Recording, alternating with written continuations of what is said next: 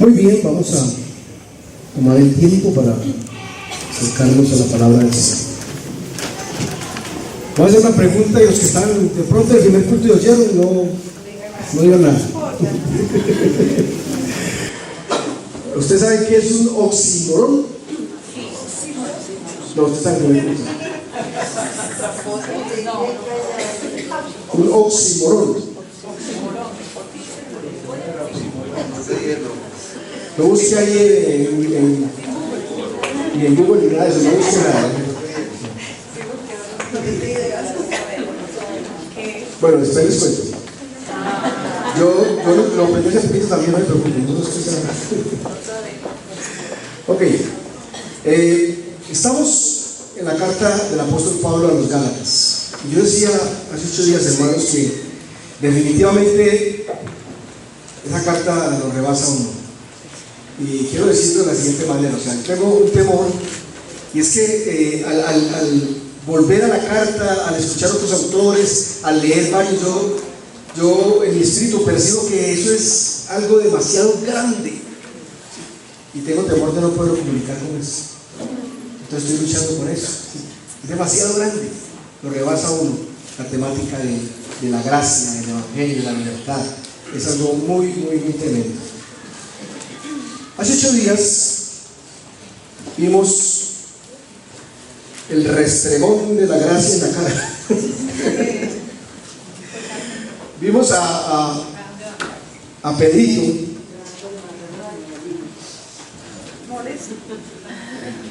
reprendido por Pablo. Pablo le restregó en la cara lo que era la gracia, porque Pedro no estaba comportando bien. Esperamos que Pedro haya entendido. Esperamos que Buena la entendido, Carito ha entendido, Susana ha entendido, yo les ha entendido, Mario, ustedes han entendido. La gracia. Ahora entramos al capítulo 3 de la carta de Pablo a los Gálatas. Con la venia de usted, vamos con una versión que no le he podido conseguir en físico, pero aquí aprovechando esto que usted dice, chicaneando ni nada, yo simplemente solamente la tengo aquí en este aparato. La versión es que hay una muy parecida en español y estoy tratando de investigar si es la misma o no, pero veo que el escrito es diferente. Llama New Living Bible y está en español. New Living, de vivienda, de vida. Muy parecida a la que le hicimos la Biblia paisa, la Biblia tía, muy parecida, pero una traducción. Bueno, entonces estamos en Gálatas, capítulo 3, verso 1. Dice así: oh Gálatas, qué estúpidos son ustedes. ¿Quién los embrujó? A ustedes les hemos presentado claramente el mensaje de la muerte de Jesucristo. Solo quiero que me contesten esto. ¿Recibieron ustedes al Espíritu Santo por guardar la ley? Claro que no. Lo recibieron cuando creyeron en el mensaje. Entonces, ¿se han vuelto locos? Porque si comenzaron con el poder del Espíritu, ¿cómo se les ocurre ahora querer terminar por sus propios esfuerzos? Después de haber sufrido tanto, ¿todo va a ser en vano? Espero que no haya sido en vano. Díganme, ¿les otorga Dios el poder del Espíritu Santo y realiza maravillas entre ustedes porque tratan de obedecer la ley? ¿O lo hacen porque creen en el mensaje? Dios aceptó a Abraham porque éste creyó en Dios. Esto significa que los verdaderos hijos de Abraham son los que tienen la plena fe en Dios. Además, las Escrituras preveían el tiempo en que Dios salvaría también a los gentiles por medio de la fe. Dios le declaró esto a Abraham cuando le dijo: por medio de ti bendeciré a todas las naciones. Los que confían en Dios, pues, reciben las mismas bendiciones que Abraham recibió como hombre creyente. Los que se aferran a la ley para salvarse están bajo la maldición de Dios. Las Escrituras dicen claramente: malditos los que quebrantan cualquiera de las leyes que están escritas en el libro de la ley de Dios. Salta a la vista pues que nadie pueda jamás ganar el favor de Dios por obedecer la ley, porque está escrito: el que haya la vida la haya solo porque confía en Dios. La ley, en cambio, no se basa en la fe, ya que dice que para tener vida hay que obedecer las leyes de Dios. Cristo nos redimió de la maldición de la ley, tomando sobre sí mismo la maldición por amor a nosotros. Porque dicen las Escrituras que es maldito el que es colgado en un madero. Y así sucedió, para que ahora Dios pueda dar también a los gentiles la misma bendición que prometió a Abraham, y para que nosotros podamos recibir la promesa del Espíritu Santo a través de esta fe. Dios bendiga su palabra. Hermanos, como podemos notar, el apóstol está entre disgustado y frustrado. ¿Qué le pasa? ¿Qué les pasa? ¿Qué pasa con ustedes? ¿Qué poder oculto les ha lavado el cerebro? Y me parece, hermanos, que la frustración de Pablo muchas veces es la nuestra también. Porque uno pasa compartiendo la palabra, luchando por entregar una palabra sana y entendible, y de pronto alguien la verdad que dice, no, se va tras un movimiento X frente a propuestas del evangelio más tal cosa, o el evangelio menos tal cosa también. O se va tras el carisma de un líder, o se va tras el movimiento que está de moda.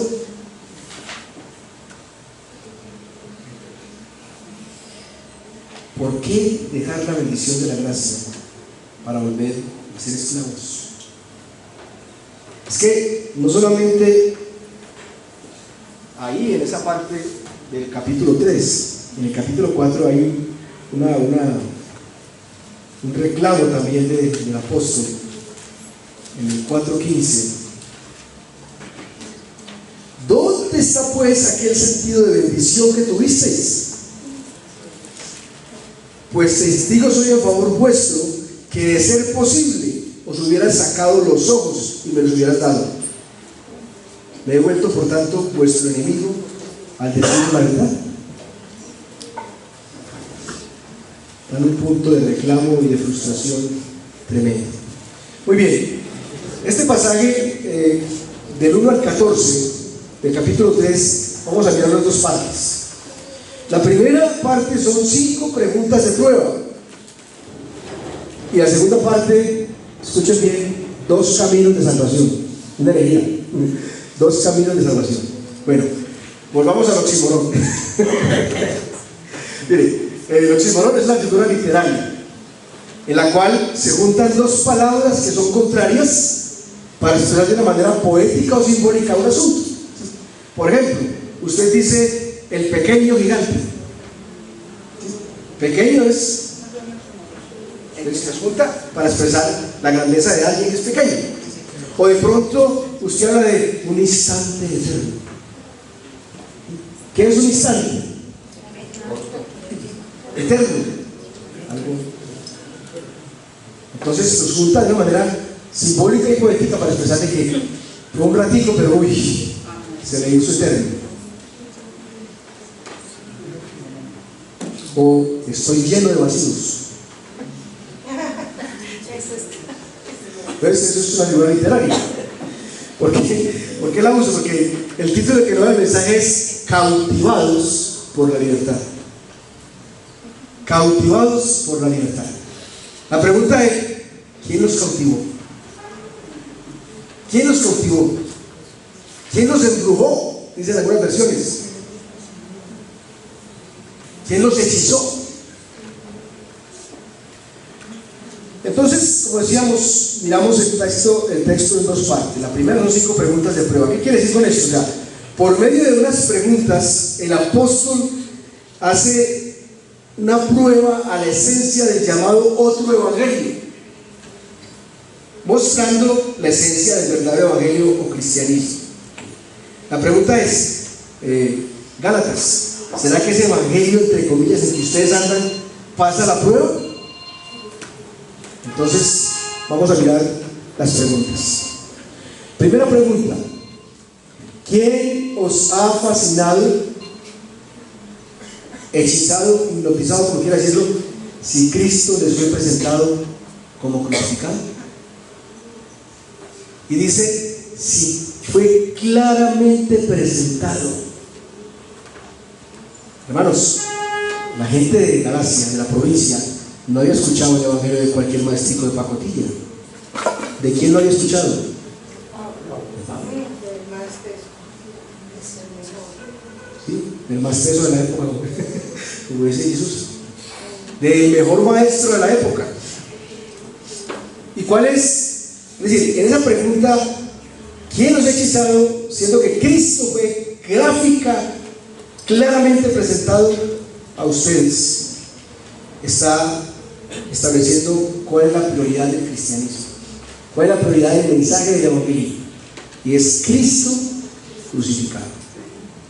Por eso, en muchas partes, tomamos una idea como ejemplo, el apóstol escribe así, escribiéndole a los Corintios, en el capítulo 2 de la primera carta, le dice: cuando fui a vosotros, hermanos, proclamándoos el testimonio de Dios, no fui con superioridad de palabra o de sabiduría, nada, pues nada me propuse saber entre vosotros, excepto a Jesucristo y a este crucificado.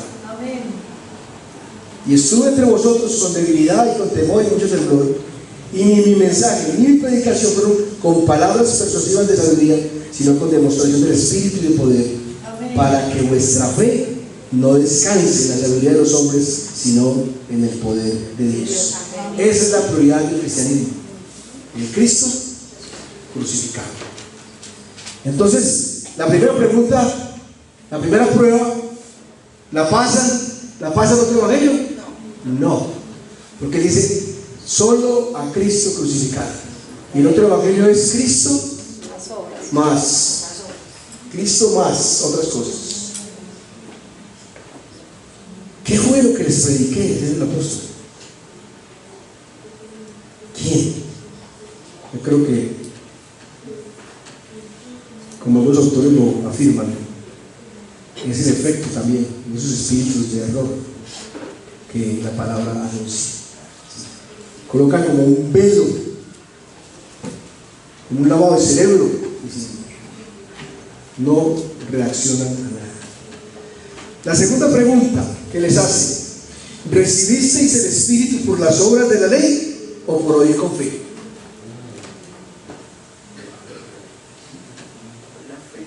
O sea, ¿cómo fuisteis salvados?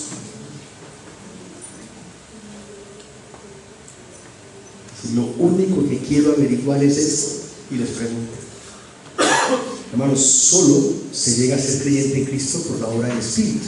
Amén. Todo creyente en Cristo ya tiene el Espíritu Santo, y los que están sin Cristo están muertos espiritualmente. Ese es el proceso del cristianismo, el proceso del evangelio, por medio del Espíritu. Segunda pregunta: ¿pasaron o no pasaron? Nada, ¿cierto? Tercera pregunta, dice: habiendo comenzado por el Espíritu, ¿vais a terminar en la carne? Es decir, ¿cómo se perfeccionan o cómo se santifican ustedes? ¿Por la obra del Espíritu o por la obra de la carne? Y aquí hay algo como difícil de entender, lo que puede generar preocupación. Dice: hermano, ¿usted no hago ningún esfuerzo? Entonces la voluntad no cuenta. Pues hermano, somos salvados por gracia y santificados por gracia. Y eso, cuando un corazón es abierto, y eso un poquito más adelante, y responde a Dios, el Señor obra. A veces estamos de pronto diciendo: estoy luchando con tal cosa, hermano, estoy luchando. Que siga luchando y vaya luchando, porque es Dios realmente quien hace la obra. Dedíquese a responder y a obedecer, y Dios hace la obra.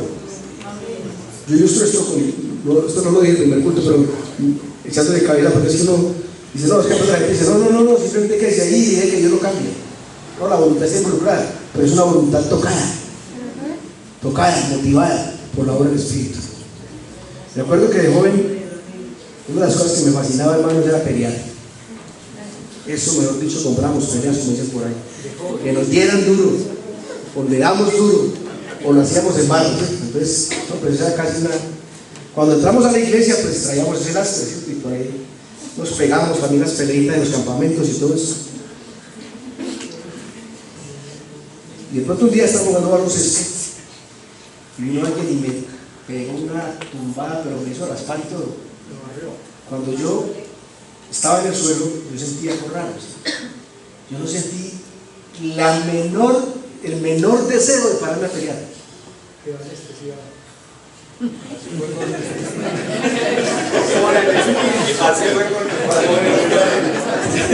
Hago el chiste, hermano, pero está. Lo que quiero decir es que yo no estaba diciendo, yo quiero, yo lucho, tal cosa, Señor. No, en un momento dado, yo pienso que el Espíritu me trabajó y ya no sé nada. Eso, me dieron otro golpe, el del Espíritu, exacto. Eso está muy bien. Entonces, realmente, Él va obrando de una manera que uno la percibe después. La voluntad está involucrada, pero no es por mi esfuerzo, sino por mi disposición, y el Espíritu va trabajando. Es decir, la perfección del cristianismo se da por obra también de la gracia de Dios. Amén. En cuarto lugar, o la cuarta pregunta que les dice: oigan, ¿han sufrido en vano? ¿Conocieron al Señor? ¿Fueron perseguidos por los judíos? ¿Les costó trabajo? Y ahora echa para atrás. El costo del cristianismo es la otra prueba. ¿Fueron capaces de pagar el costo? Bueno, parece que no. Eso no está muy largo, está sencillo. Y la quinta pregunta es, les dice: aquel que os suministra el Espíritu y hace milagros entre vosotros, ¿lo hace por las obras de la ley o por oír con fe? O sea, el poder del Evangelio o el poder del cristianismo viene por fe o viene por obras. Uno de los autores que estamos surtiendo, digámoslo, menciona que en Hechos 14:9 se habla de la sanidad de un cojo, y parece que fue en ese entorno de las provincias o de las ciudades de Galacia, en Listra, en una de esas ciudades. Entonces dice que cuando Pablo pasó y vio a este hombre, dice que al mirarlo percibió que en él había fe y lo sanó en el nombre del Señor. Entonces pregunta el autor: Pablo le hizo un cuestionario de cuántas partes de la ley había cumplido. No, simplemente por la fe del hombre y la de Jesucristo le ordenó y se levantó. Claro que le generó un problema después con todos sus judaizantes y todo, pero ese poder y ese espíritu fluye por la gracia, no por las obras. Recuerden que Pablo siempre dice: cuidado cómo maneja la gracia, pero es la gracia, así es la gracia de Dios. Entonces le hace 5 preguntas al otro evangelio y no las pasa. Vamos a la segunda parte del texto: los 2 caminos de salvación. Yo digo que Pablo era muy sagaz, y lo digo sagacidad en el sentido sano de la palabra. ¿Qué hizo al comienzo o en el capítulo anterior? Que venga, ustedes saben, ustedes como judaizantes y promotores del movimiento saben quién es Pedro, ¿cierto? Claro, ustedes es de los fuertes de la iglesia de Jerusalén. Entonces a Pedro ya lo puso en su lugar. Y ahí estaba también involucrado Santiago, que mandó una comisión a ver cómo se manejaba a Pedro, ¿cierto? Ya los puso en su lugar. Entonces ustedes, si realmente lo reconocen a ellos como líder, entonces síganlo. Ahora viene y se les mete aquí con Abraham, pero no ven la vida con Abraham. Un símbolo de gran calibre de los judíos. Ustedes son hijos de Abraham, pero les voy a contar que Abraham también fue justificado por la fe.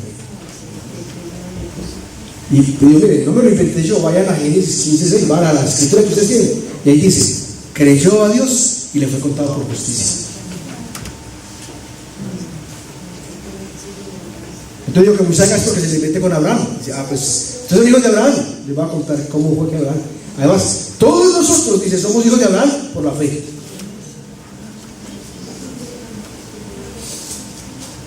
¿Y cómo es eso? También leímos en Génesis, en ti serán benditas todas las naciones de la tierra. Y vuelve con el Nuevo Testamento y dice, el justo por la fe vivirá. Eso viene de abajo. Bueno, ¿por qué habla de dos caminos? Sí, hay dos caminos de salvación. Jesucristo dice, yo soy el camino, la verdad y la vida, ¿cierto? Pero si hay otro camino o no lo hay. ¿Qué creen ustedes? Si no hay. Lo que está diciendo Pablo es que ese camino es imposible. Sí. El primer camino es la fe, como Abraham. Sean como Abraham. Tengan fe en el Señor. No es que la fe le hizo merecedor, sino que Dios le contó la fe como justicia. ¿Sí? Y el otro camino es la ley. Pero ¿qué problemita tiene la ley? Hay que cumplirla todita, completica. ¿Por qué hay que cumplirla toda? Pues mire, Santiago, capítulo 2, verso 10 dice así: porque cualquiera que guarda toda la ley, pero tropieza en un punto, se ha hecho culpable de todo eso. Y eso mismo dice en Deuteronomio. Entonces, si hay un camino, pero hermanos, es imposible recorrer. Solo Jesús recorrió el camino de no faltar a la ley, pero lo hizo por reemplazarnos a nosotros, porque nosotros no podíamos. Es un camino de maldición. Usted dice, yo opto, no quiero la gracia, yo quiero la ley. Al primer error quedó bajo maldición. No, entonces mejor optar por la gracia, porque la gracia me da la opción de recuperarlo. No sé cómo creían los maestros, estos maestros del judaísmo y estos líderes allí en Galacia, al escuchar a Pablo meterse hasta con Abraham y hacerles ver que realmente el plan de Dios desde el comienzo siempre fue salvar por gracia. Entonces, por eso dice en lo que hemos leído hoy de Gálatas, al final, los últimos versículos 3, lo que hemos leído hoy: Cristo, bueno, digamos del 11, y que nadie es justificado ante Dios por la ley, es evidente, porque el justo por la fe vivirá. Sin embargo, la ley no es de fe, al contrario, el que las hace vivirá por ellas. Cristo nos redimió de la maldición de la ley, habiéndose hecho maldición por nosotros, porque está escrito: maldito todo el que cuelga de un madero, a fin de que en Cristo Jesús la bendición de Abraham viniera a los gentiles, para que recibiéramos la promesa del Espíritu mediante la fe. Gloria a Dios. La obra de Cristo. Hermanos, el doctor Jeremiah me fascina porque es rico en ilustraciones, sobre todo en ilustrar las cosas. Ilustra de la siguiente manera. Dice: supongamos que hay un restaurante de esos tipo buffet, está lleno de cosas sabrosas, y entonces todo el mundo puede ahí escoger y sillón y tal. Y el dueño del restaurante está por ahí andando cuando de pronto oye un ruido atrás. Está hablando más o menos de una ciudad americana, que siempre hay de pasaje atrás para que los bomberos paguen, que vemos de la película, que están ahí la cosa de la basura y todo eso. Entonces sale y ve un hombre harapiento disfrutándose de las obras con los gatos y los perros, y le dice: venga, sí señor, ¿qué? También lo invito, pase, póngase en la fila, están ahí. No, pero es que yo no tengo por qué pagarle. No, póngase en la fila, tranquilo, pero no tengo que pagarle. Hombre, dice el señor, tengo que poner en la fila. ¿Qué puedo comer? Lo que quiera, coma lo que quiera. Bueno, después de mucho temor y timidez, el hombre decide, entonces traiga su buena comida. Me imagino, pues, después de estar ahí peleando con los perros y los gatos, pasar a la mesa. Bueno, el hombre termina y le dice, ¿cuánto le debo? Dice, usted no me debe nada. No, no, ¿cuánto le debo? ¿Cuánto le debo? No, no le debes nada. Entonces, tal insistencia le dice, mira, déjeme, yo lavo la loza, déjeme, yo trapeo este negocio, pero déjeme hacer algo. ¿Por qué ese hombre hace eso? No se lo están pidiendo, pero él siente que tiene que responder de una manera así.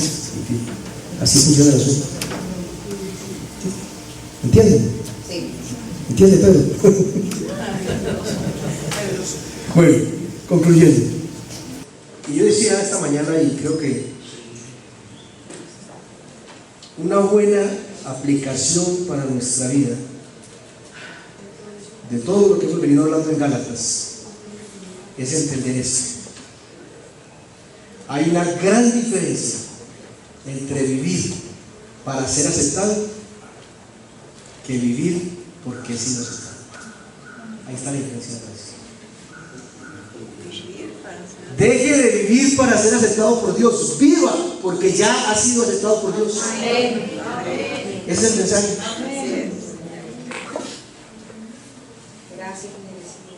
Vivir para ser aceptado es echarse una carga encima, es esclavizarse, estar pendiente de uno, de otros. Vivir porque ha sido aceptado es la respuesta de la gracia. Liberado. Exacto, liberadora. La gracia, esa libertad es la que nos debe cautivar. Cautivos de la libertad. Hermanos, las buenas nuevas no se pueden revolver con malas nuevas. La gracia son buenas nuevas. Las normas, la ley son malas nuevas. Creen que, no, sí, bueno, usted creyó, pero tiene que hacer esto y no. Simplemente me fluye porque estoy agradecido.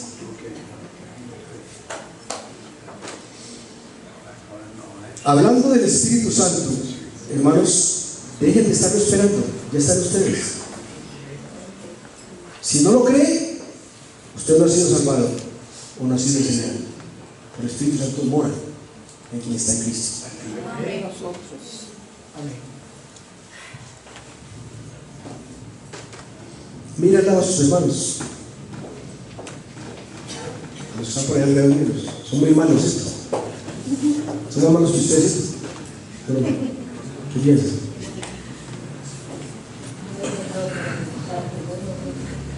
¿Usted es mejorcito que ellos? Piense lo que piense. Ellos, yo, tú y yo, todos somos beneficiarios de la gracia. Nadie por méritos está con Jesús, sino solo por obra de la gracia.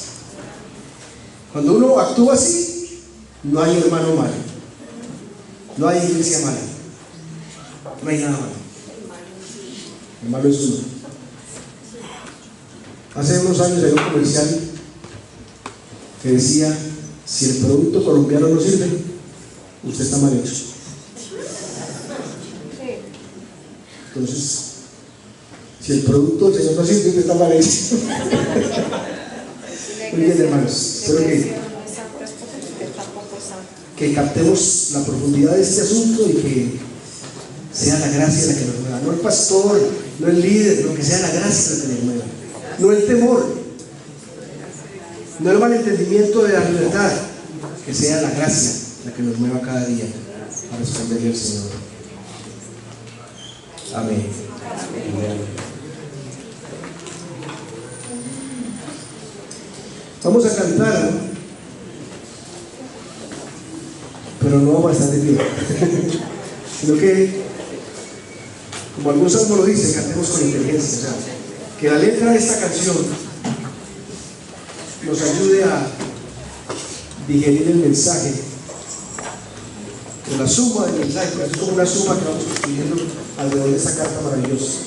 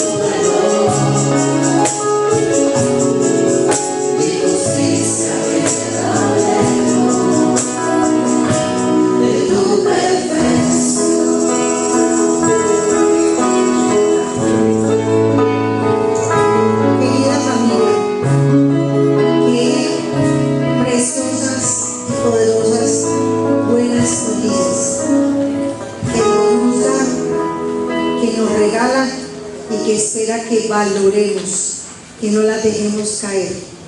Que Dios les bendiga y la gracia y el amor de Dios les guarde a todos.